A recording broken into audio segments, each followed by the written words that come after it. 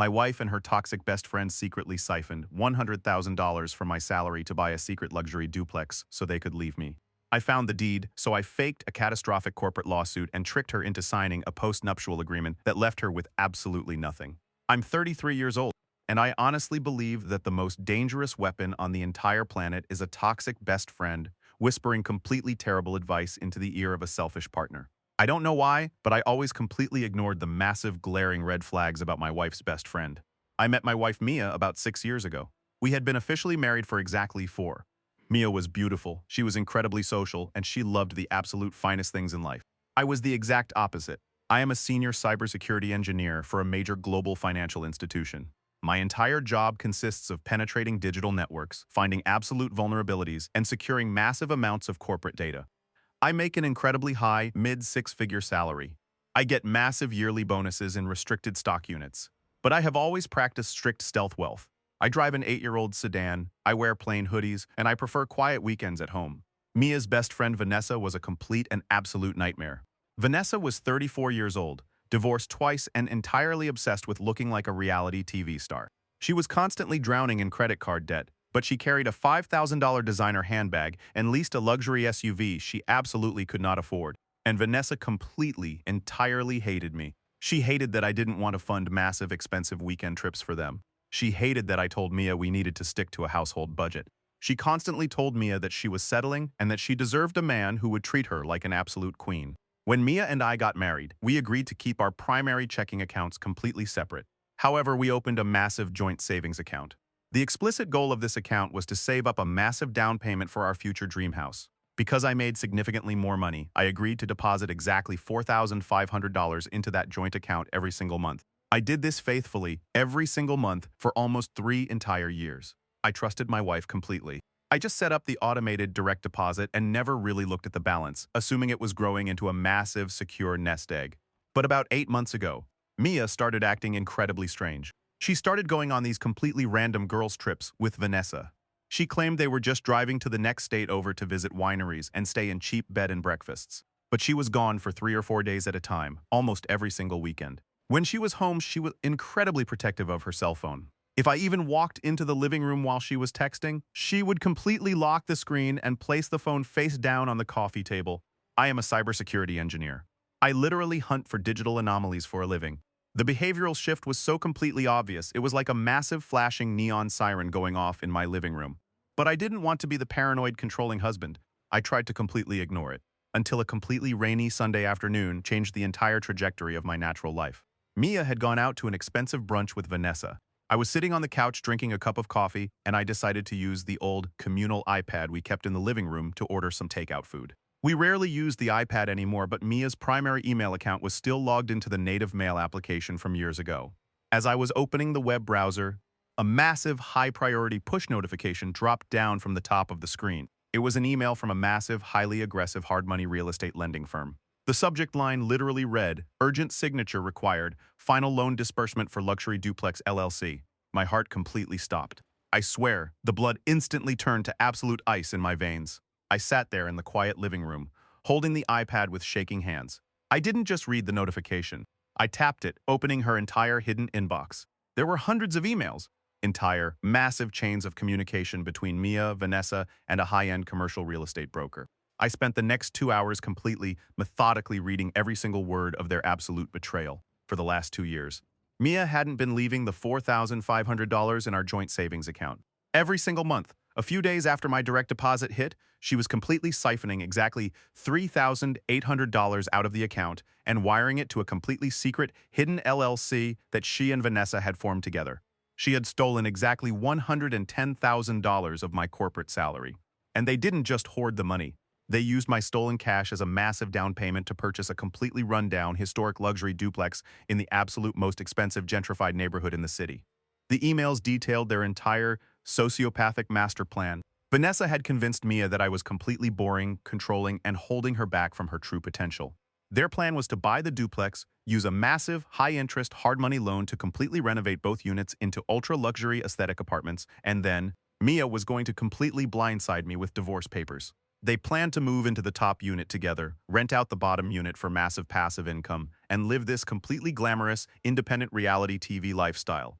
And the absolute most sickening part.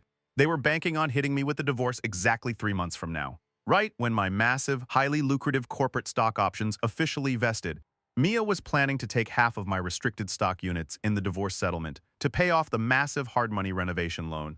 I sat there on my cheap couch, staring at the glowing screen. They thought I was just a quiet, oblivious computer nerd who was going to roll over, cry, and hand them half of my entire net worth so they could drink champagne in a luxury duplex I unknowingly paid for. I didn't scream. I didn't smash the iPad against the wall.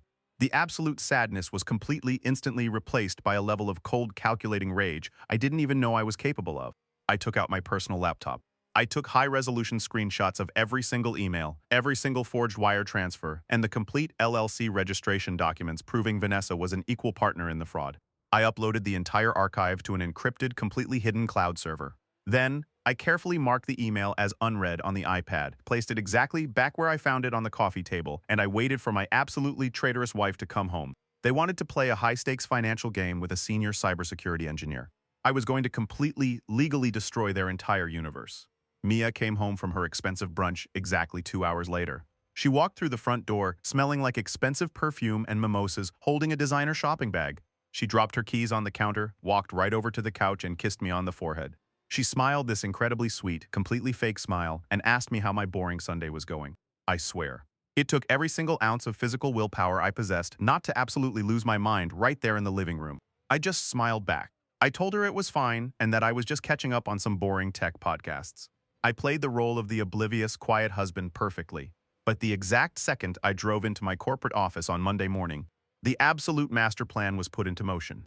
I didn't go to my desk. I drove straight downtown and sat in the massive, glass-walled office of the absolute most expensive, aggressive family law attorney in the entire state.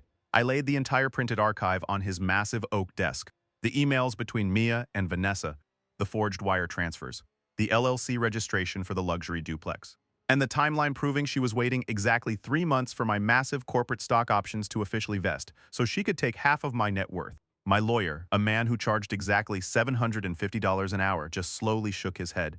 He told me it was one of the most sociopathic, meticulously planned financial betrayals he had ever seen in 30 years of practice. He told me we could file for divorce immediately and fight her for the stolen $110,000. But I didn't want a long, drawn-out legal battle. I didn't want to spend 18 months sitting in mediation while she played the victim and Vanessa fed her lies. I wanted her to completely, willingly hand me the absolute keys to her entire destruction. My lawyer and I drafted an incredibly specific, completely ironclad post-nuptial agreement. The document stated that, effective immediately, all of our finances were completely legally severed. What was mine, and what was hers was hers. We were officially waiving any and all rights to each other's current and future assets, stock options, and retirement accounts. We were also completely absolving each other of any personal debts. But the absolute most brilliant, devastating clause was buried on page 7. It explicitly stated that if either party was discovered to be actively hiding secret real estate, undisclosed bank accounts, or corporate entities from the other, they automatically forfeited 100% of that specific asset to the betrayed spouse. It was the absolute perfect trap. But to get a greedy, manipulative woman like Mia to actually sign it, I needed to give her a completely terrifying reason to run for the hills.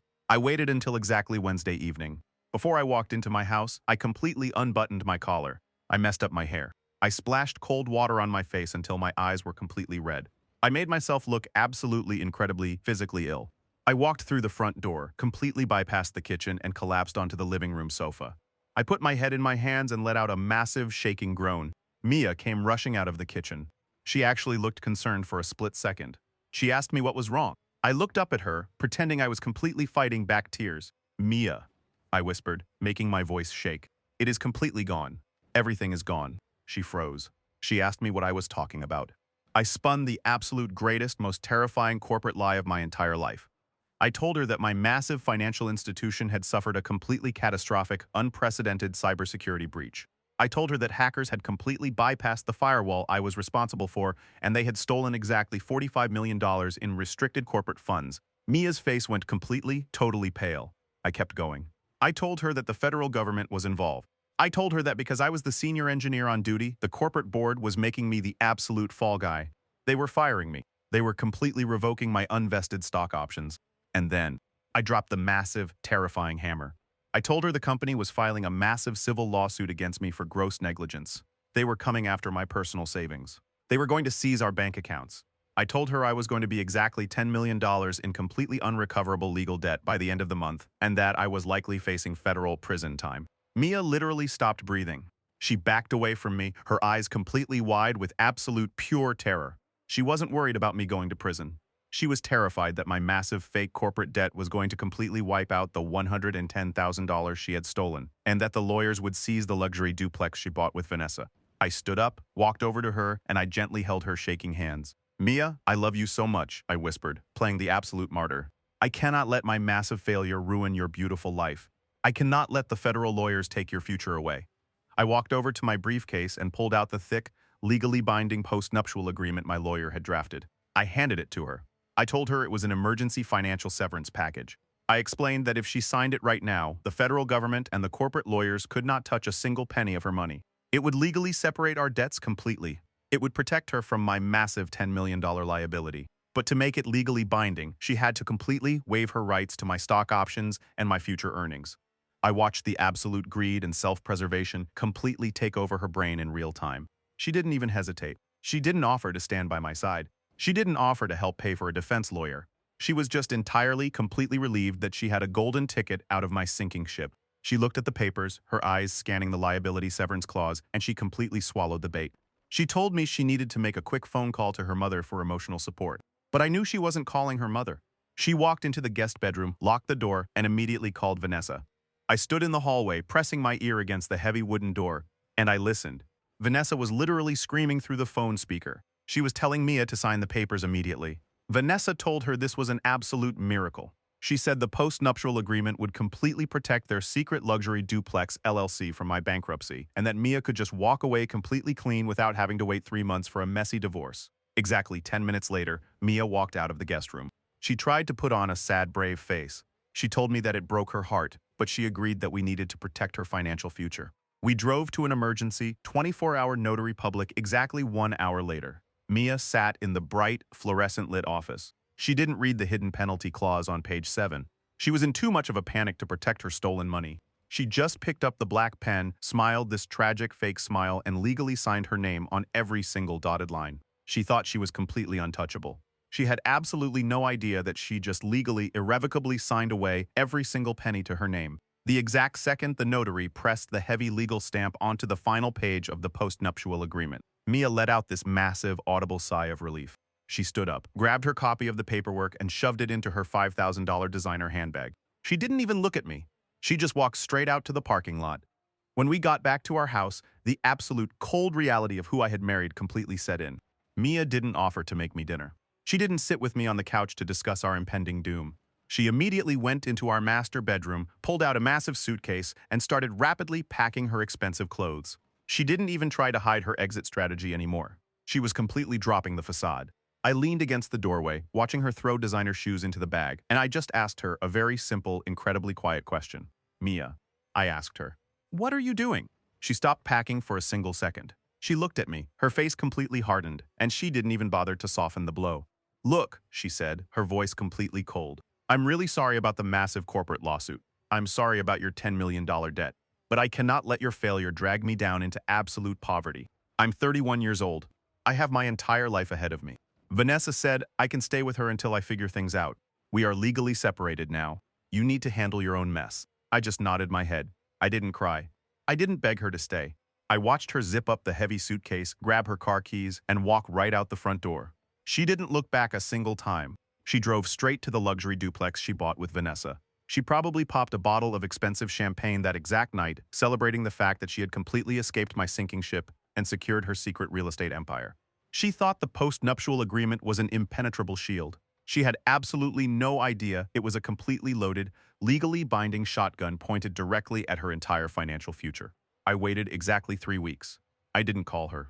I didn't text her. I went to work at my massive corporate job every single day. There was no $45 million cybersecurity breach. There was no federal lawsuit. There was no gross negligence investigation. My career was absolutely, perfectly fine.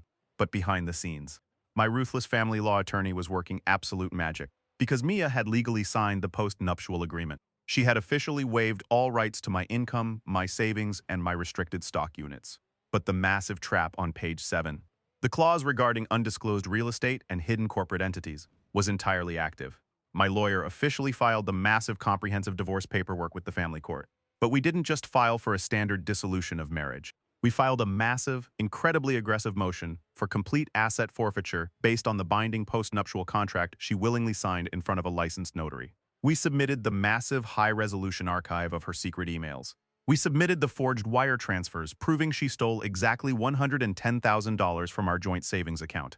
We submitted the LLC registration documents tying her directly to the luxury duplex with Vanessa. And because she had completely failed to disclose the existence of the LLC or the property when she signed the post-nuptial agreement, the penalty clause immediately triggered. It was a Tuesday afternoon. Mia and Vanessa were probably sitting in their partially renovated luxury duplex, looking at paint swatches and dreaming about their glamorous, independent reality TV lifestyle. They had absolutely no idea that a private court-appointed process server was walking right up their expensive new front steps. I wasn't there, but my lawyer received the full detailed report of exactly what happened when the doorbell rang. Mia opened the door probably expecting a delivery of expensive custom lighting fixtures. Instead, the process server handed her a massive, heavy stack of official court documents. It wasn't just the divorce papers. Right on top of the massive legal file was a completely printed copy of her secret email inbox, highlighting the exact conversations where she and Vanessa plotted to steal my money and take my stock options. But the absolute most terrifying document in the stack was the official court summons regarding the post-nuptial penalty clause. Because she hid the luxury duplex LLC. She had legally forfeited her entire 50% ownership stake directly to me. She didn't own a secret real estate empire anymore. I did. I heard through a mutual friend that Mia literally screamed when she read the paperwork. She dropped the entire heavy stack of documents right there on the expensive hardwood floor of the duplex. She completely panicked. She tried to call her mother.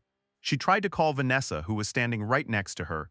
And then, she actually tried to call me. My phone rang exactly 28 times that afternoon. I was sitting at my desk, sipping a cup of coffee, completely ignoring every single call. She left me these absolutely desperate, sobbing voicemails. She was screaming into the phone, claiming the post-nuptial agreement was entirely fraudulent because I lied about the massive corporate lawsuit. She yelled that I completely tricked her and that it wasn't fair. I didn't call her back. I just forwarded every single hysterical voicemail directly to my ruthless divorce lawyer. He laughed out loud when he listened to them. He told me that it didn't matter if I lied about a fake corporate crisis. She was a fully functional, capable adult who willingly signed a legally binding financial contract in front of a licensed notary because she was too incredibly greedy and desperate to protect her stolen money. The court does not care about your feelings when you sign a valid legal document to explicitly avoid supporting your spouse during a perceived crisis.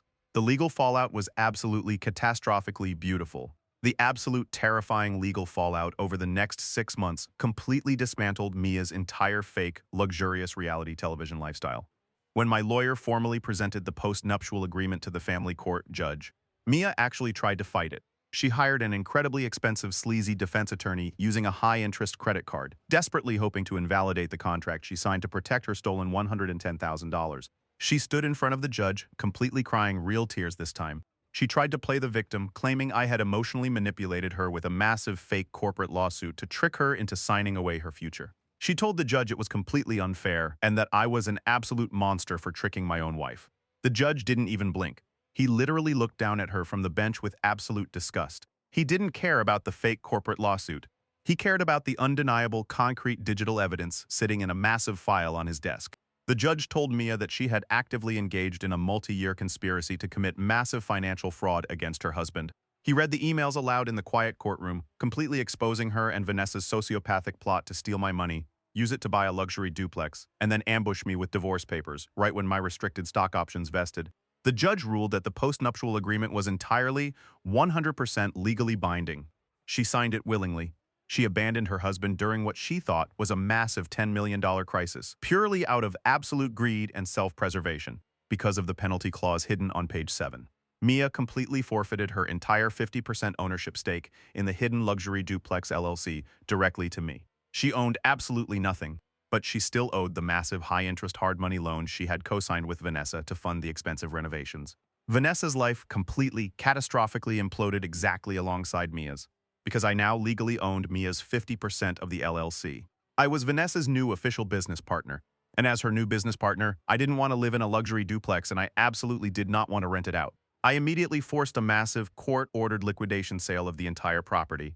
We didn't even finish the expensive renovations. I sold the massive historic building to a massive corporate developer for exactly 70% of its actual market value just to completely liquidate the asset and force the cash out. The sale price barely covered the massive hard money loan they took out.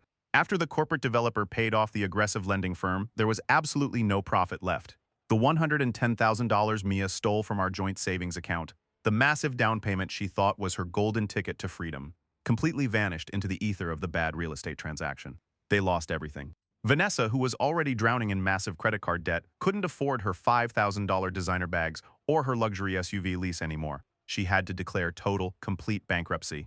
Her credit score was entirely destroyed for the next 10 years. Mia was left with absolutely nothing. Because she signed the post-nuptial agreement, she was legally barred from touching a single penny of my massive mid-six-figure corporate salary, my savings, or my restricted stock options. She walked away from the divorce exactly as she came into it, completely broke. I heard through the mutual grapevine that they are absolutely miserable. Because they both lost their fake luxury empire, they completely turned on each other. Mia blames Vanessa for giving her terrible advice and convincing her to steal the money. Vanessa blames Mia for being stupid enough to sign a post-nuptial agreement without actually reading it. They aren't best friends anymore. They absolutely hate each other, and they are both currently renting cheap, terrible apartments on completely opposite sides of the city.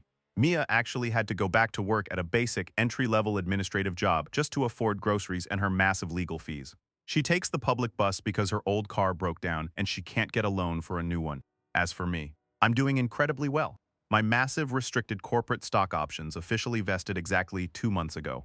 Because I was legally separated and divorced under the post-nuptial agreement, the millions of dollars in corporate equity went directly into my completely secure private trust. Mia didn't get a single dime. I still practice stealth wealth. I still drive my 8-year-old sedan and I still wear my plain hoodies. I sleep incredibly peacefully in a beautiful, quiet house. I learned an incredibly valuable lesson about trust. Sometimes the most dangerous enemies aren't the strangers trying to hack your massive corporate servers. Sometimes the most dangerous enemies are sitting right on your own living room couch, completely smiling to your face, while secretly texting their toxic best friend about how to completely ruin your life. But I also learned that if you build the absolute perfect trap, you don't even have to push them in. You just have to let their own absolute greed do the heavy lifting.